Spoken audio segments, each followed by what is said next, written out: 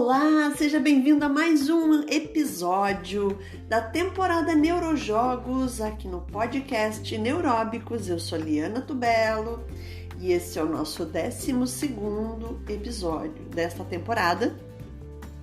Hoje eu vou falar sobre jogos agonísticos, até para complementar um podcast que eu fiz na temporada Neurodicas, que é o episódio 9, eu falo sobre o Limbus cooperativo. Então, quem tiver interesse de conhecer sobre jogos cooperativos, ou vamos dizer assim, esse comportamento cooperativo, assista ao podcast da temporada Neurodicas, o podcast 9, e aí você vai ter uma complementação sobre o que eu vou falar aqui, que é o antagonismo, né? Esse comportamento cooperativo é o competitivo. Então, os jogos agonísticos, eles vêm dentro de uma teoria que abarca diferentes ciências. Então, eu vou trazer um pouquinho da neurociência pensando nesse jogo agon, né? Então, desde a pedagogia até a sociologia, nós vamos encontrar conceitos e aproximações sobre a experiência, né, com o jogo, ou esse comportamento do jogo dentro dessa ótica de competir. São tantos os teóricos nesse assunto, como Douglas, Gilles Bruguière, Johan Huizinga ou Huizinga, Tsuku Kishimoto aqui no Brasil, Gelsa Kniznik, Jean Piaget, Johann Schiller, Levi Semenovich Vygotsky. E eu vou trazer muito nesse nosso podcast de hoje Roger Caillois. Por quê? Porque no episódio passado eu falei sobre jogos de vertigem. Então, nós temos mais esse, e no próximo eu vou falar sobre a outra categorização de Roger Caillois, que é o Alea. Quero trazer um pouquinho para vocês dessa reflexão e do que me cabe aqui, que é o que a neurociência pode explicar, né, sobre esses comportamentos no jogo, essas classificações que esses teóricos da sociologia, filosofia trouxeram no passado, e como ele pode ser explicado hoje dentro de uma vertente de um olhar neurocientífico. Então, o Roger Caillois, né, de 1913 a 1978, ele foi um importante escritor, sociólogo e crítico literário francês, tendo direcionado esses seus escritos e diversos conceitos como a imaginação, tabus, mitos e impulsos destrutivos, né? Apresentou suas obras dentro de uma abordagem muito particular dele, com uma articulação teórica coesa, elaborada, sobre as relações estabelecidas entre o homem, o jogo, o sagrado, o profano, os rituais, as festas, e em diferentes culturas. Então, é um legado que ele nos deixou incrível. Caillois dialogou com teóricos como Euconin, que é um russo também, né?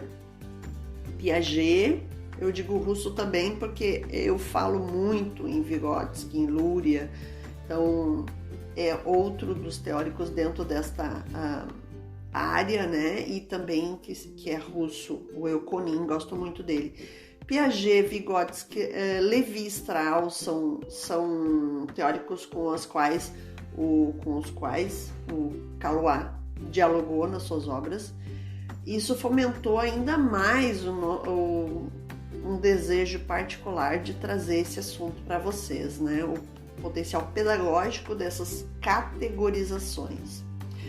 O agon grego, né, segundo Johan Huizinga ou Huizinga, ele designa um domínio fundamental da vida dos gregos, qual seja o das competições e dos concursos.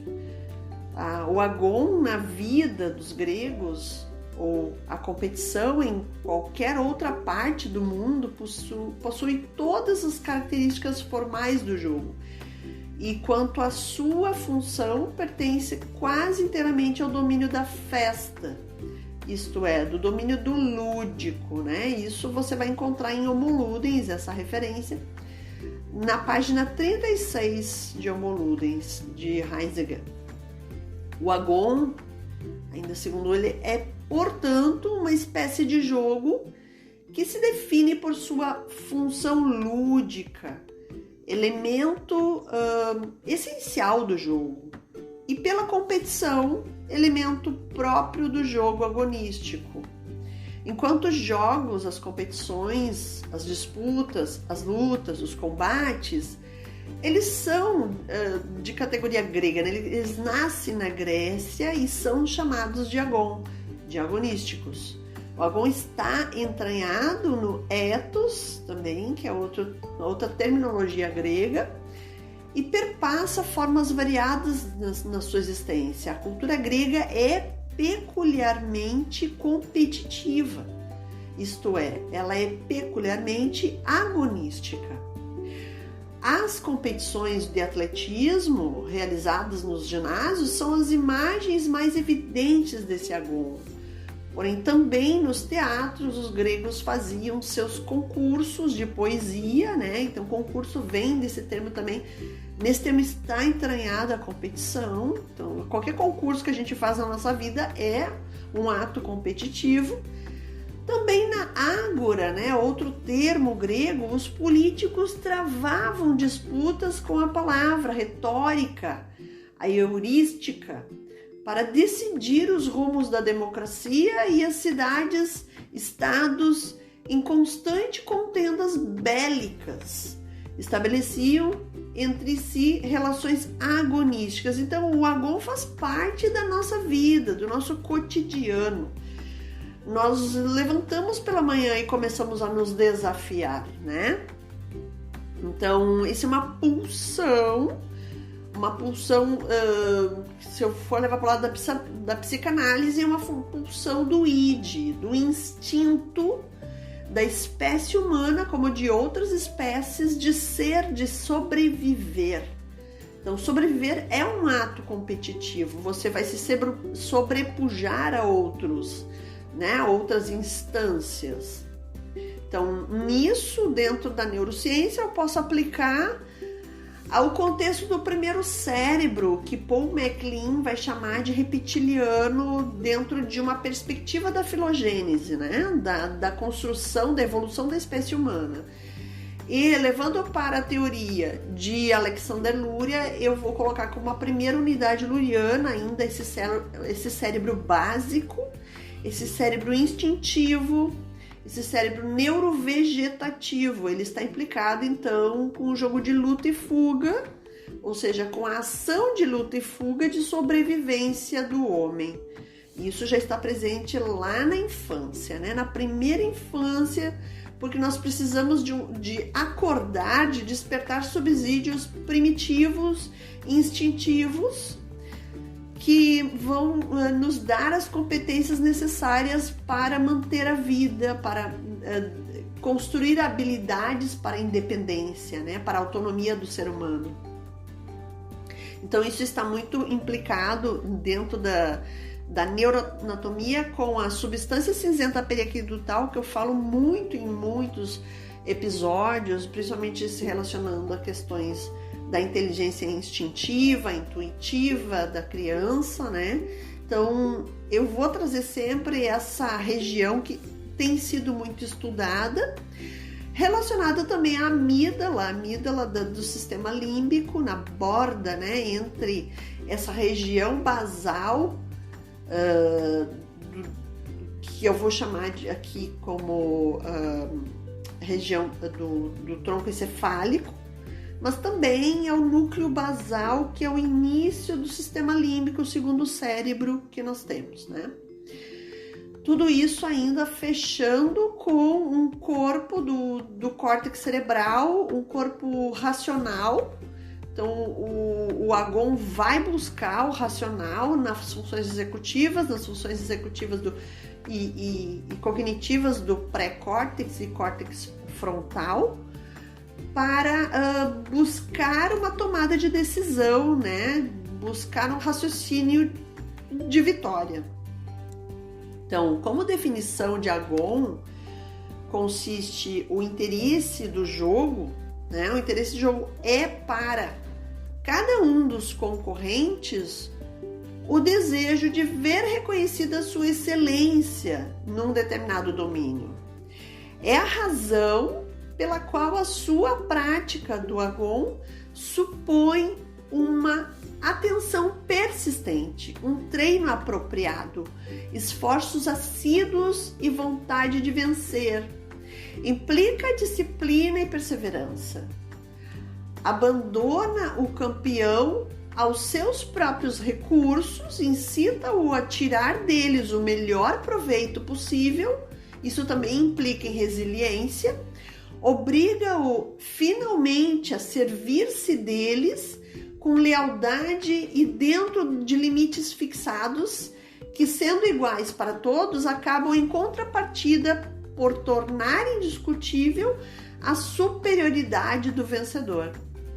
O Agon apresenta-se como a forma pura do mérito pessoal e serve para manifestar, dentro da perspectiva de Calois, né?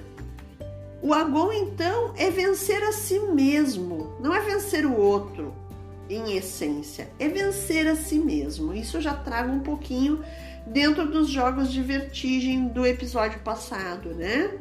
Primeiro, a gente tem que superar as nossas próprias capacidades de ser melhor que nós mesmos.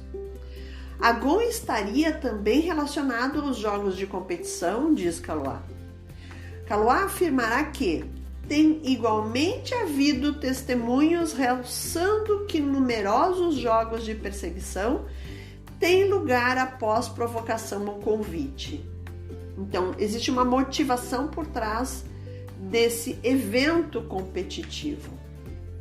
Calois vai afirmar que no Agon a finalidade dos antagonistas não é a de causar um estrago sério no seu adversário, mas sim o de demonstrar a sua própria superioridade. Então é o que eu acabei de falar, né? Essa questão de vencer a si mesmo, superar as suas próprias limitações. Por consequência, irá acabar por superar o outro no seu limite, né? Do ponto de vista de um panorama mais abrangente, o jogo representa situações imaginárias implícitas ou explícitas, com regras que possibilitam que as crianças se aproximem ou se apropriem do mundo externo, do mundo adulto, do mundo no geral. Por consequência, Calois advoga sobre Vygotsky, sobre essa perspectiva do imaginário, advoga que todo o jogo é um sistema de regras que definem o que é e o que não é do jogo. Ou seja, o permitido e o proibido. Isso pode ocorrer de modo intencional ou oculto, que é a forma explícita ou implícita. As regras precisam ser ensinadas como conhecimento do esporte e na proposição de jogos ou minijogos com essa finalidade. É possível que a criança entenda que a bola não pode ultrapassar os limites estabelecidos do jogo, concomitantemente a controlar os desejos de chutar ou jogar a bola que vem de outro campo ou de outro jogo. O ensino destas regras auxilia o processo pedagógico para que a criança entenda a totalidade do esporte pelos jogos, superando o ensino tradicional e proporcionando para a criança uma aprendizagem prazerosa, rompendo com a repetição enfadonha e tecnicista, né? Então a gente precisa superar esse modelo escola de tecnicismo. A gente precisa usar mais a motivação na sua essência do jogo. Nas palavras de Calois, podemos dizer que os jogos competitivos são importantes para compreender relações sociais das quais o esporte também é oriundo, portanto, de forma implícita, o autor também coaduna com essa tese. Assim sendo, ao apresentar jogos aos seus alunos, às suas crianças, seus adolescentes, o professor deve ter clareza de suas conexões com o conteúdo tratado e que deu objetivos, né? Para não se abster na lógica do jogo pelo jogo. Isso é um pensamento bastante pedagógico. Vale ressaltar que não defendemos a ideia aqui, né, de jogos como puro material instrucional, mas sim como um caminho legítimo para a apropriação do conhecimento humano como uma atividade guia. Isso você vai encontrar em Euconin, 1987. A categoria Agon de Calois, definida como aquela onde se encontram os jogos competitivos também, onde há uma criação artificial de igualdade de oportunidades, envolvendo os jogos antagônicos, os desafios em determinadas qualidades, implicam em velocidade, resistência, vigor, habilidades, entre outros, que podem ser vencidos pelo indivíduo que aparentemente seja melhor nessa qualidade. Assim, essa categoria representaria e manifestaria a pureza do mérito pessoal. Seu campo de atuação tenta criar situações ideais e igualitárias para todos os participantes, né? No intuito de que o vencedor apareça como o melhor preparado. Entretanto, por mais que se tente criar situações ideais de competição, isto nunca será alcançado, diz Calois para nós, né? Já que o meio interfere de diferentes maneiras na construção do sujeito. O agon aparece predominantemente nas competições esportivas. Porém, o autor mesmo, o próprio Calois, ressalta que essa criação de igualdade de oportunidades deve ser cuidadosa, uma vez que a igualdade absoluta não é inteiramente realizável. Citando como exemplo a vantagem inicial que um jogador de xadrez ou damas tem ao iniciar uma partida, ou a desvantagem ao ser o último a sair do jogo de cricket. Nesse conceito, né, tivemos uma discussão de dualismo da vida em si, que ao ser tomado para si, pode encabeçar uma problematização acerca das contradições de classe da realidade objetiva.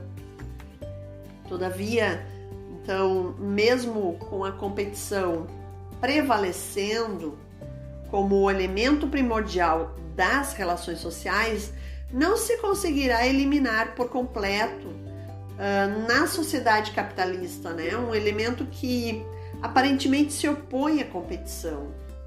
A citar a sorte do próprio ato do nascimento. Nada é previsível totalmente. Assim, por mais que se tente aniquilar os princípios que não sejam aqueles baseados no esforço próprio da pessoa em vencer seus obstáculos, nunca conseguiremos impedir que a vantagem de frequentar determinados meios sociais ocorra nas relações cotidianas consequentemente, né? A tão sonhada igualdade de direitos não passa de um recurso ideológico capitalista, porque alguns sempre vão se sobrepujar aos outros por ter estado em condições melhores para aquela competência. Por mais que se tente elevar o agon a um nível nunca visto anteriormente, a sorte ainda subsistirá. Ou seja, a gente não controla o meio e nem o caminho de cada um de nós. Nem sempre ligada essa sorte aos jogos de roletas, loterias ou baralhos, mas sim a um jogo interminável e sempre em construção, que é a própria história humana, a qual se manifesta de diferentes maneiras para diferentes sujeitos.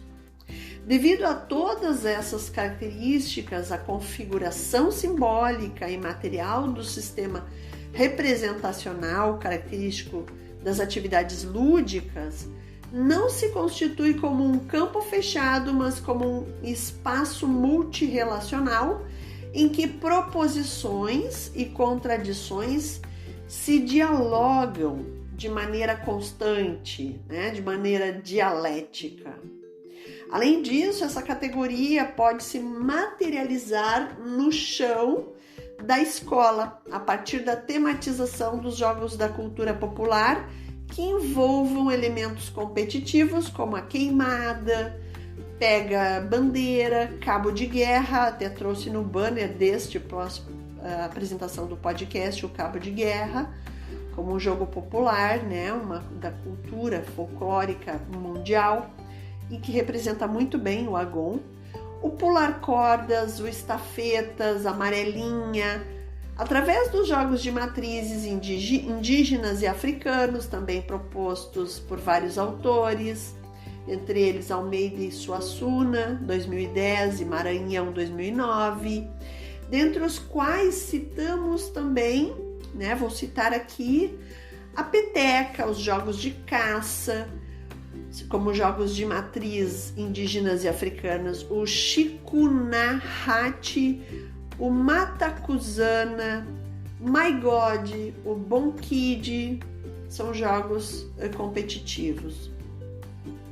Os competidores, eles buscam nesses jogos a eliminação dos adversários e não há concordância com as regras antes do início da competição, ou fica muito nessa dialética.